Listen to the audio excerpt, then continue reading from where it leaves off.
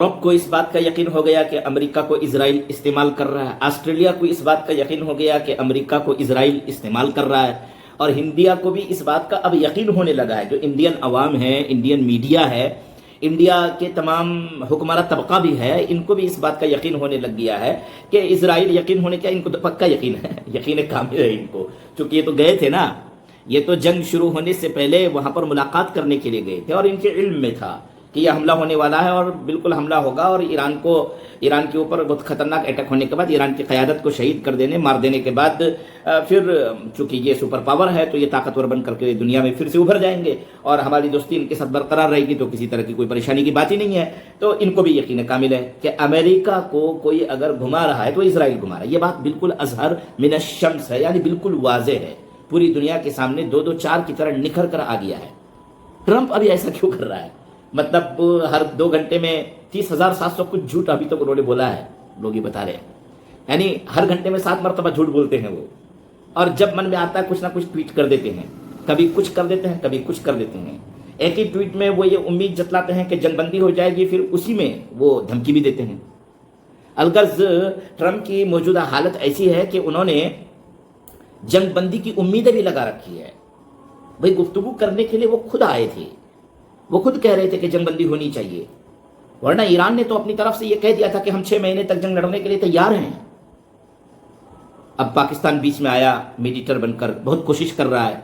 पहली मर्तबा उन्होंने मुज़ाकरात कराए, वो लोग खुद ही, इन्होंने जो 10 नुकात पेश किए थे, 10 जो मुद्दे पेश किए थे कि इन मुद्दों पर बात होगी, तो उन मुद्दों को खुद ही ट्रंप ने अपने ट्रुथ सोशल मीडिया पे डाला और लोगों के सामने रखा, और फिर उस पर गुफ्तगू होनी थी। उसी पर गुफ्तगू करने के लिए अमेरिका से पूरी टीम आई, ईरान से 70 से ज्यादा लोगों की टीम पाकिस्तान पहुंची और वहां पर मुज़ाकरात होते होते उठ करके भाग गए, बातचीत बनी नहीं। 12 मरतबा तो जेडी वेंस नायब सदर ने ट्रंप से फोन पर गुफ्तगू किया कि ये बात हो रही है, ये बात नहीं हो पा रही है, कैसे क्या करें। अब अभी जो मुज़ाकरात होने, ट्रंप ख्वाहिशमंद है आए ईरानी और मुज़ाकरात हों, और फिर उनको बहर ओमान की तरफ से उनको घेर रखा है कि भाई तुम्हारे जहाज को नहीं जाने दिया जाएगा। एक जहाज को मार दिया, अपने कब्जे में ले लिया, और उस जहाज को मारकर अपने कब्जे में लेने के बाद फिर उसकी वीडियो बना करके सोशल मीडिया पे डाल रहा है कि हमने इन पर दबाव बना दिया है, अब ये झुक करके हमारे पास आ रहे हैं, अब ये झुक करके बैठ करके हमारे साथ मुज़ाकरात करेंगे। ईरान ने ठेंगा दिखा दिया, ईरान ने साफ कहा हमारा कोई डेलीगेशन, ईरानी मीडिया की तरफ से ये बात बार बार आई है, वजारत खारजा की तरफ से ये बात बार बार आई है कि हमारा कोई डेलीगेशन पाकिस्तान नहीं जा रहा है गुफ्तगू करने के लिए। अभी तक की जो खबर है वो यही है, क्या पता बाद में फिर बैकडोर से ये मिन्नत तो समाजत भी करते। देखिए दजल है इनके यहाँ, फरेब है, मक्कारी है, अय्यारी है, बदकिमाशी है, इस तरह की तमाम चीज़ें हैं, और इसी को ये जंग भी बोलते हैं कि इस तरह हम जंग लड़ते हैं, हम जानते हैं कि जंग इस तरह लड़ा जाता है। यही हमारी हिकमत अमली है, इनकी बदतमीजी, इनकी बदफेली, इनकी बदअमली, इनकी हिकमत अमली है। ये ऐसे लोग हैं और ऐसे लोगों के हाथ में ये पूरी दुनिया जा चुकी है, और ऐसे लोगों की लोग गुलामी करने पर, लोग इनकी बात मानने पर और इनकी इताअत करने पर मजबूर है। जुल्म की इंतहा है पूरे वर्ल्ड में, कोई सच्चा नहीं है, अच्छे लोग नहीं है, कोई एतबार नहीं कर सकता है कि वो क्या बोलना चाहता है और फिर आगे 2 घंटे में क्या बोल देंगे। इन हालात में ये जंग फंसी हुई है।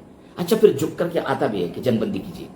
ईरान एक सही ताकतवर इस्लामिक नज़रिए का हामिल मुल्क, अपनी शरीयत जो उनकी शरीयत है, उनकी फ़िक़्ह है, उसके एतबार से जिस तनदही, जवामर्दी, ताकत और हिम्मत के साथ डट कर खड़ा है, बहुत अच्छा कर रहा है।